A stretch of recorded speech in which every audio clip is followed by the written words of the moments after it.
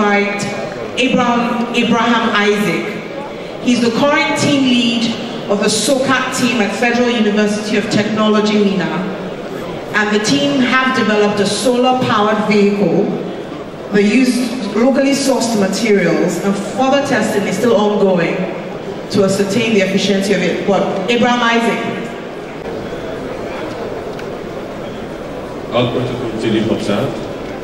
Good day, my name is Abraham Isaac. I'm representing the SOCAT team from the Department of Mechanical Engineering, Federal University of Technology, Mina. SOCAT team has been a team that deemed it fit to see Nigeria move to the next level in terms of energies. And we know that things in this country are really on hand to see that the development of everything moves to its final production. Me being the leaders of the SOCAT team, we come up with a plan to design a powered car that will drive on energy. Last year, the first solar aircraft was driven around the whole world, and without any form of energy other than solar power. Here is the present state of the project, which we did, and all materials are locally sourced. Please, next slide. Okay, and the materials are fabricated in this workshop, that's the departmental workshop, and we have taken this project, please next slide, we took this project to different exhibition grounds, of which we won different awards. Even the department, even the Society of the Engineering Bodies, they came to grace the occasion, which we gained lots and lots of awards. Here is the panel that drives the car. The panel is being designed to drive the car, and the panel we are in need of is being designed by monocrystalline latex to harness the proper energy needed to drive the wheel. And the functional operations of the car is the sun, the energy being derived from the sun is being trapped into the panel by some cells known as photovoltaic cells. And these cells are stored in a battery bank, and the battery bank powered a flywheel. While the flywheel now the battery bank powered the motor, while the motor drives the wheels. And please next slide. This is the project from scratch to finished. We started it last year, and the benefits are there. We've gotten to this stage, being the concluding stage. We are saying that if adequate funding and support from the dignitaries here is being imputed in this project will be a reality project that will make Nigeria to be among the top producing cars, the top producing solar cars. Some time ago, some group of Indian students from one of their universities produced a solar-powered car, and they were being powered by some group, by the five top companies of the world, and the project came to limelight. And I think it's fit to tell you that if this project can be duly sponsored by the faces of our great Nigerian leaders here, the next year event, this car will be driven after polished work has been done to this great occasion. Thank you very much. Thank you, everyone. Invite Chief Dr. Innocent Chukwuma, the founder and group chairman of IBM Innoson Group. Dr. Chukwuma is the founder and group chairman of IBM Innoson Group. Through his ingenuity, he transformed the small trading business, Innoson Nigeria Limited, that he started in 1981. After his education in a corporate organization of international recognition. He broke boundaries as the first private Nigerian to locally assemble and subsequently manufacture motorcycles as well as vehicles in Nigeria. Dr. Innocent Tinubu. Mr. President, the Vice President, I will say a little about my company. My name is Innocent Tinubu, the chairman and founder, Innocent Group.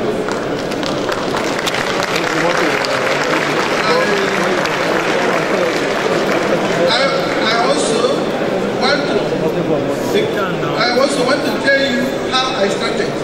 Because when you are here at the company, it looks like the company is not started here.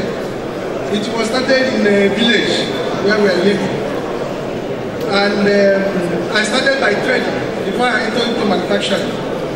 I started by trading on motorcycle spare parts, motor spare parts, and tire. Finally, from those my experience on trading, I use it to develop motorcycle. After developing motorcycle, I developed motor vehicles, and that's what I'm doing today.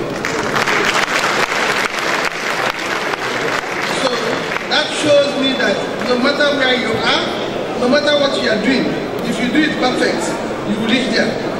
Because I started as a small boy by trading in a little way. But today, people, as I'm going before to buy from some areas, those people are coming to me today to buy. When I started trading, normally every week I went to Lagos to buy from Leventis and Yamako and Bulos. When I started, and I know today, some people who started now normally come to my own to buy as I go buy from Leventis and the others. So that when I started, I've been doing it, put all my attention, being transparent with people. And when I deal with anybody, tomorrow the person would like to deal with me again. And it makes me to grow very fast. Because many people beg me to carry even credit on their own establishment. Because when they give me, I'll go and say I'm prepared for them. But when I grow the money, I feel it's better to start manufacturing. I started manufacturing. My first thing I did is that I started, I look at motorcycle. Why motorcycle is expensive in Nigeria? At that time, motorcycle is about 150,000 per unit. But when I look at it, because of my experience on spare parts, I find out why it is expensive. I discovered that when there's only 4 companies there that do a motorcycle, Leventis, Bulos, and Yamako. Leventis for Honda, Bulos for Suzuki, Yamako for Yamaha, CFO for Saja Mobile. Finally, I checked their own. I discovered why their own is very expensive is that they pack it in a crate, which they pack about 36 units to 40 units in 140 feet. When I studied with my experience on spare parts, I pieces it, I bring them in pieces, use a local paper to corporate bag. I pack 240 units in 140.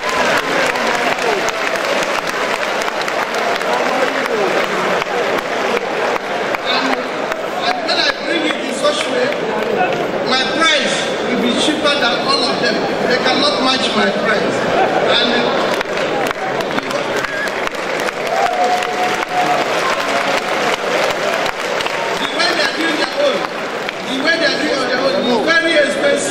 people go back to second hand. But when I started this, I bring the price of motorcycle from 150,000 they are selling to 80,000 to 60,000. And when I look at motorcycle, I see that most of motorcycle components are plastic. That's why I established the largest plastic factory in West Africa. I produce all my plastic components on my factory and supply to others and let's sell in the market. And also when I established the plastic factory, I discovered that it's not enough to sustain the factory. I put plastic composite, anything that can move in the market, I add it in the factory. Then the factory becomes #1 in West Africa. Now, people are going for Belgian cars. If you go to the Nigerian wharf everywhere, you see that Belgian car, anywhere they drive old car, they bring it to Nigeria. Why is that new one is very expensive? When I check it, I find that why it is very expensive is because of we are not making car in Nigeria. Most of the companies that in Nigeria are assemblers. They are doing manufacturing car. But I set our own factory to manufacture. We are manufacturing, we are not assembling. And almost the whole carcass of my vehicle are manufactured in my factory. And that is why nobody that is doing assembling can even challenge. We can supply them we can supply assemblers. We are manufacturing. With the support of Nigerians, after some time, Nigeria will be home to manufacture car for Africa.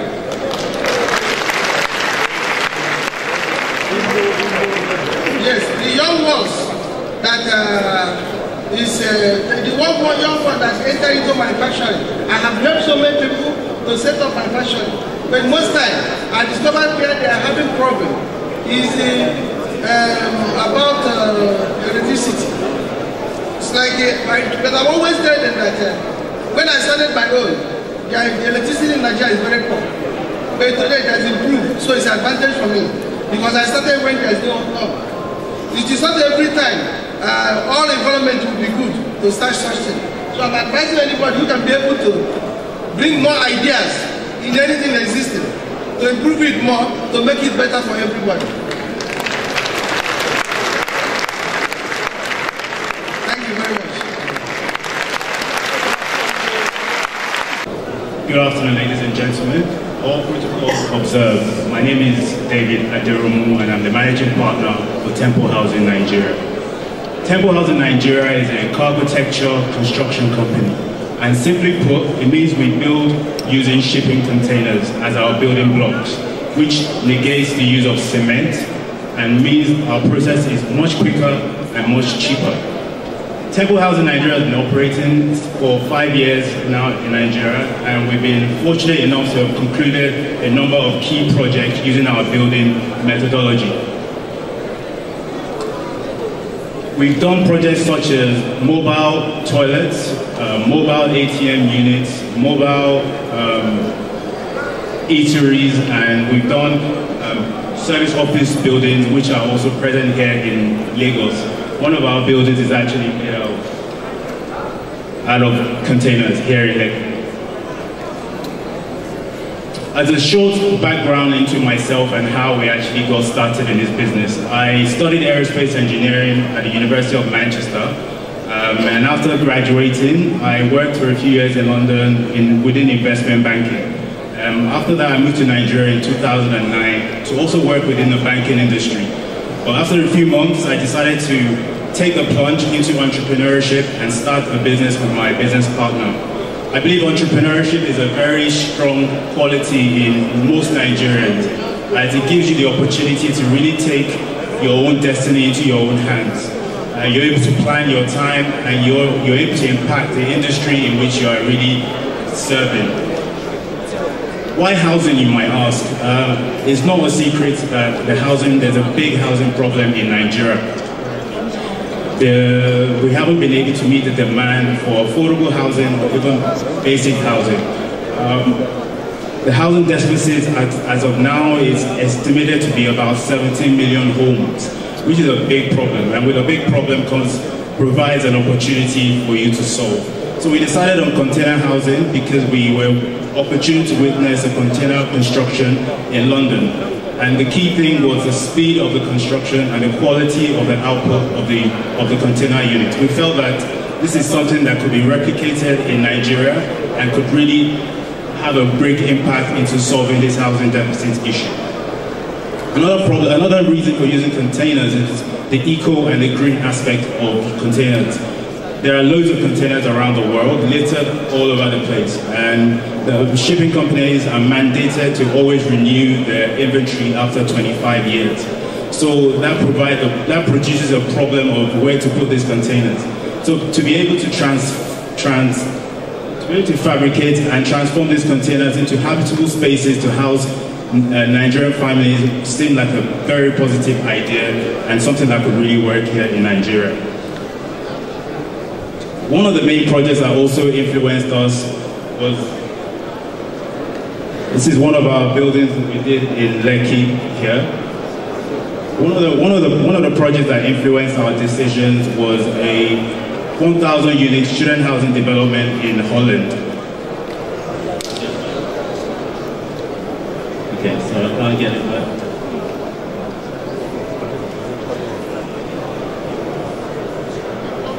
A 1,000 unit student housing development in Holland, which was built in 6 months and is still standing till today. It's lasted for 10 years. So we felt this is something that could be easily replicated in Nigeria to help with the speed of delivering homes for Nigerians and to also reduce the 17 million housing deficit that is increasing every year with increasing population. As much as it seems like I left a lucrative industry in investment banking to go into construction, I have no regrets about it, because working in Nigeria and running a company in Nigeria has given me the opportunity to be able to realize my dreams and to be able to make an impact in my society. And one of the reasons and experiences I can give to anybody looking to start a business in Nigeria is to remain focused, to be persistent in your goal, knowing that Nigeria is one of the few places where you can really achieve your dream and soar above anywhere else in the world. I thank you for your time, and I really enjoyed the rest of the event. Thank you.